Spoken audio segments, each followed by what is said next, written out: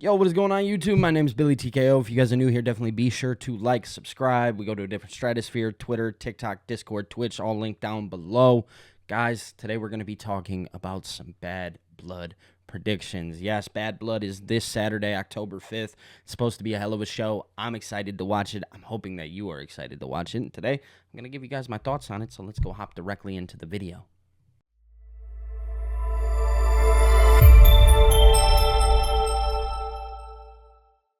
All right, so we're going to kick off things with the WWE Women's Championship match, and that's Bayley taking on Nia Jax. Now, there's been some kind of story brewing here. Obviously, we've seen Nia Jax and Tiffany Stratton, them playing into each other. I'm just going to tell you off rip that I think Bayley is actually going to, or excuse me, not Bayley. I think Nia Jax is going to take this match. I think Nia Jax, she just won the title back at SummerSlam. I think that they want to give her a pretty dominant run. That way, when Tiffany Stratton wins it, she kind of could possibly get a babyface push, or even Nia Jax could turn into a babyface from it. I don't know. There's so many different routes that they could take here, but I do think Bayley has had her time with the championship. I do think that Bayley and Naomi are going to feud eventually. I think that's something that needs to happen. I think we all can agree on that. That is one that we are completely waiting on. I know I've been waiting on it for quite some time, but Bayley, I ultimately think, is going to take the pin here. You could probably see maybe a fake cash in, Tiffany Stratton run out, kind of give her, and then Naomi come in, stop the cash in. There's just so many different variables that can happen here. Sadly for Bayley, Bayley has always kind of been a part or really good friends with somebody, so she's always kind of lived in that shadow, maybe a little bit of somebody. Kind of the same thing here with Bayley. It was Damage Control before, then it was Sasha Banks before that. She's always really good friends with somebody and keeping friends really close. I know it's the WWE. You're supposed to do things of that nature. There's not much that I could really say about the match. I do see Nia Jax taking the victory here, and then again the cash-in of Tiffany Stratton. But I want to move on to Damian Priest and Finn Balor, which is a not for a championship, and I think could be match of the night. It is a candidate for sure. I think these guys are about to tear the house down, and I don't think this is actually going to be the only match. Now, if you guys aren't aware, or if you live under a rock, SummerSlam, Finn Balor turned on Damian Priest. Damian Priest got cost the world championship by Finn Balor, so those two were always going to collide and feud against each other. It's something that everybody's been waiting for, including myself. This one I'm super excited about. I can't lie to you guys. I'm a big Damian Priest fan. I'm also a big Finn Balor fan. I think Damian Priest needs the victory here. I think if they give it to him right now, you can have Finn get a little more mad. You can have him more ticked off, more heated. He kind of turns more into that dark side, which again could also add more emphasis on everything that's happening with the Judgment Day. You kind of remember there's not a leader, but Finn is going to start acting like the leader, start giving demands, things of that nature. Turns him more into a shitbag heel if Damian Priest wins. Damian Priest walks away in Atlanta, Georgia with the victory after coming off some losses, things of that nature. I don't know. You guys can let me know your thoughts on that match down below, but I'm going to take Damian Priest here. I think that is just the safe bet for me, if I'm being quite honest with you.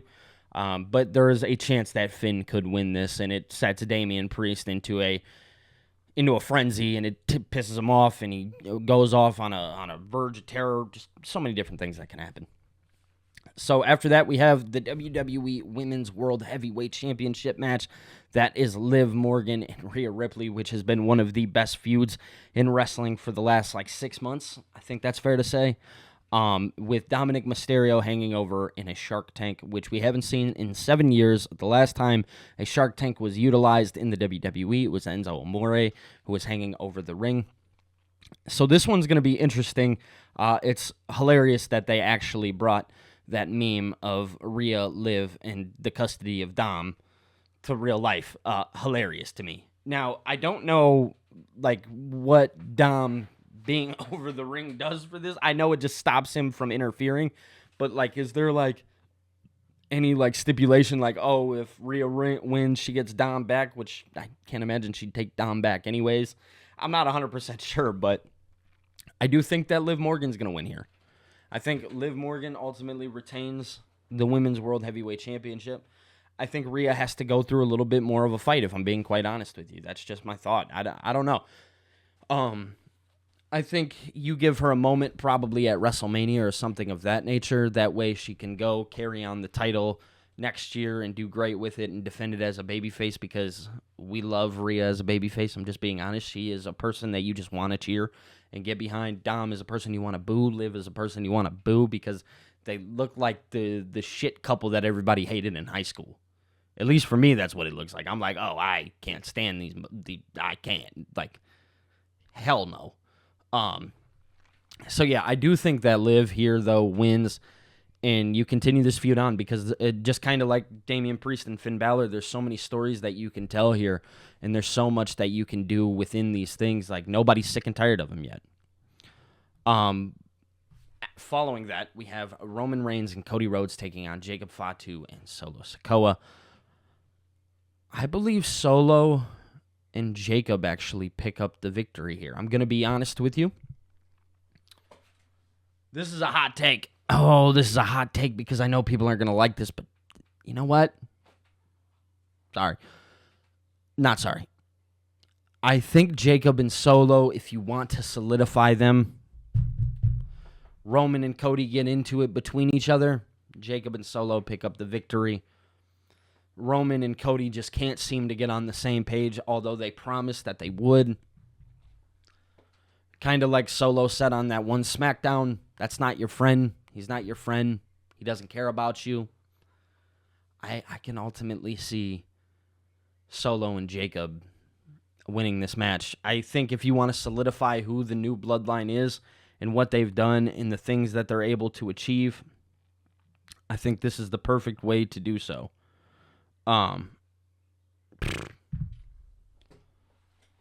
Yeah, no, I see Roman and Cody losing here.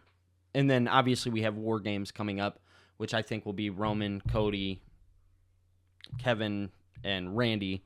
And there will probably be some little interferences in that match, maybe a turn or something of that nature, taking on Jacob, Solo, and the Tongans.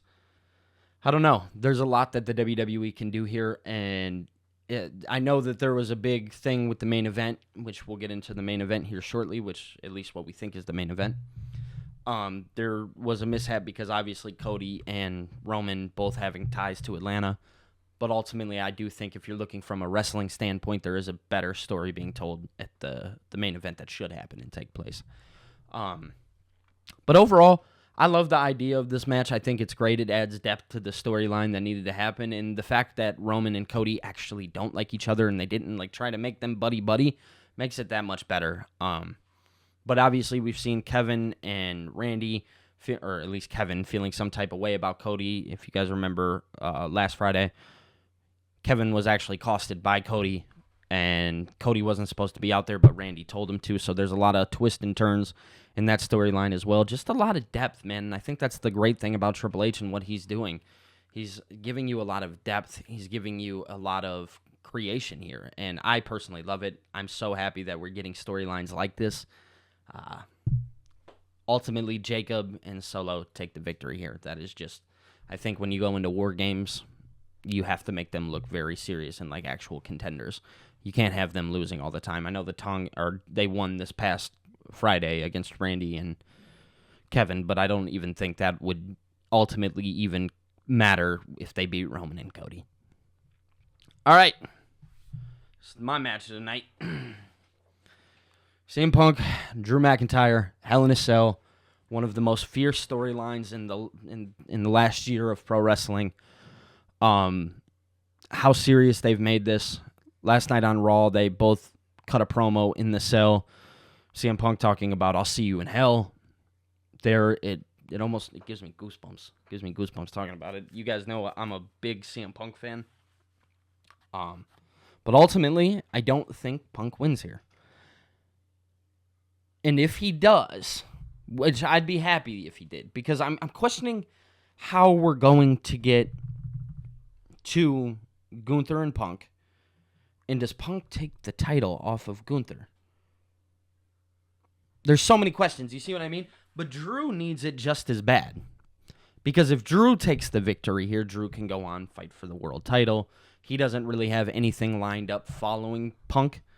Punk certainly does have something lined up. Now, you could put Drew back with Jay for the Intercontinental Championship. It's the one title that's eluded his career. Or not that one. Excuse me. Not him. That's Sheamus. Tweaking. But ultimately, right now, Drew has nothing following Punk. Punk has Seth Rollins to look forward to and could potentially have Gunther to look forward to. Because we obviously seen them tease that a couple weeks ago where he said, I want that. Which, rightfully so. Rightfully so. The one thing that you should be looking for in all of this is just that, the World Championship. Because we need to figure out, is Seth Rollins and CM Punk going to main event? I think it should, WrestleMania. At least one of the nights, because I do think that it was supposed to be last year's, but obviously CM Punk was injured. That was supposed to main event one of the nights of WrestleMania. I'm looking forward to seeing... So I may have just changed my mind on the fly, and I think Punk might actually take this one. I think just sitting here on the fly talking about it. Punk is going to utilize this victory to get to Gunther. And then Gunther potentially drops the World Heavyweight Championship to CM Punk. Or Punk puts Gunther over, which, hey, I'm cool with that because Rollins and Punk don't necessarily need a title. If you want it to main event, I think you do it with a title, but it doesn't have to have the title. It does not. It's just as big as a match with or without that belt. I just don't think it's main event caliber considering you have both of these belts that are being defended. But yeah, ultimately, those are my predictions. I think CM Punk is going to win inside Hell in a Cell. I think it's going to be brutal. I think it's going to be one of those Hell in a Cell matches that we probably haven't seen in a long time. Super excited because there's only one. As you guys know, Bad Blood was where it was introduced, the Cell.